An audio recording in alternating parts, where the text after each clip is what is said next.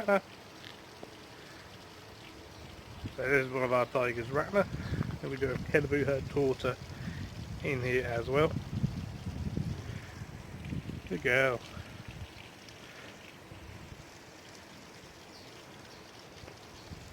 So yeah, so this is the tiger enclosure. We have two Sumatran tigers, mother and daughter.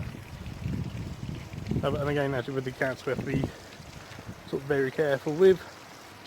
So face coverings whenever we're working in sort of close proximity with them. So Ratner over there actually has to have eye drops. So when we're doing that or any kind of training, because we're wearing our face coverings just to make sure that we're not breathing anything onto them.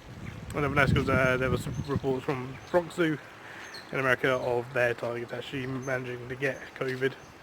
And obviously we don't want that happening to our tigers at all, or any of our animals. Oh, here's Keleboo. Here you go, Keleboo. Okay, so along here we actually have our clouded leopard enclosure, and these are actually a brand new species for the park that arrived this year, not that long ago actually. They've only until what, a month or two ago. They're probably not out, they are nocturnals, they're probably in one of their houses. But we have two beautiful girls here. They are absolutely stunning animals. If you've never seen a clouded leopard or heard of one, do have a bit of an internet search for them. That's kind of what they look like. But yeah, they're absolutely stunning animals. And then next to probably some of the noisiest residents on the park are otters.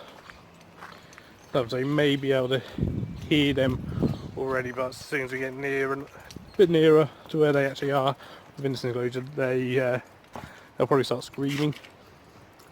So that's just them. They're very, very vocal. We also have one of our main wolves. So this is actually our new female, I believe.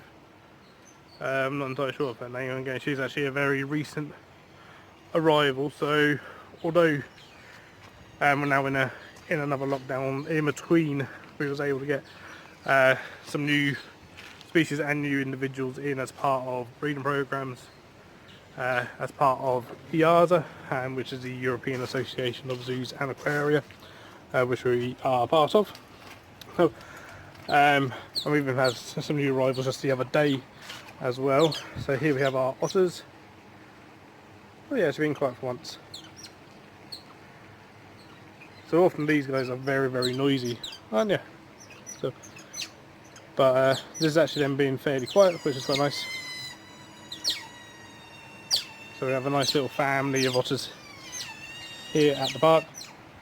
Well, these are probably one of the most popular animals within the zoo, as well as obviously the tiger is probably the most popular.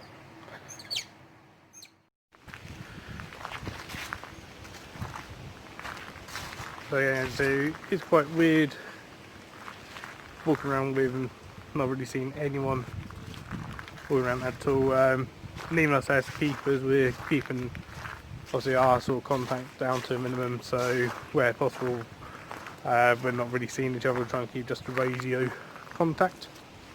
So, there's certain things that you can't, so obviously certain veterinary aspects you need to actually see each other.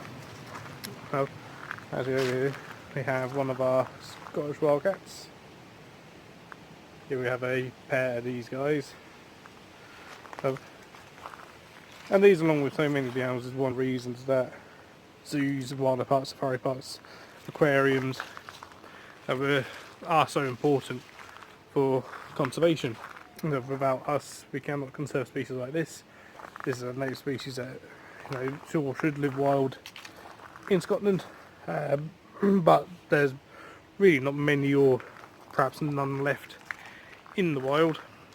So we're part of the project to try and breed these guys in captivity and see if we can actually help re-establish the species back into the wild where it should be.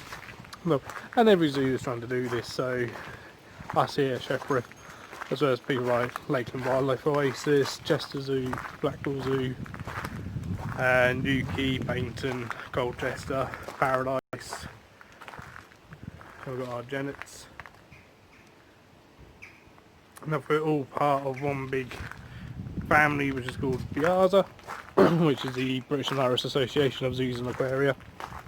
Now, that's kind of like, if you like, our governing body a little bit. And then this helps keep our, you know, sort of sets our standards and stuff. So certain things we're not doing too much of. So also there's lots and lots of leaves. Now normally we'd clear these up every single day with our volunteers. But at the moment we're concentrating just on kind of the essential jobs, if you like. So only doing what literally needs to be done in terms of mucking out animals, other than making sure that the animals are all cared for correctly and to the highest of standards that we can.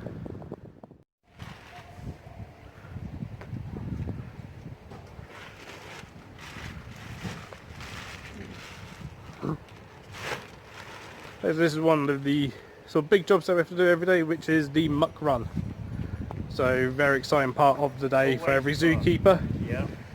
So a lot of people think zookeeping is a glamorous job, but there is an awful lot of muck that is produced even in a small zoo like us.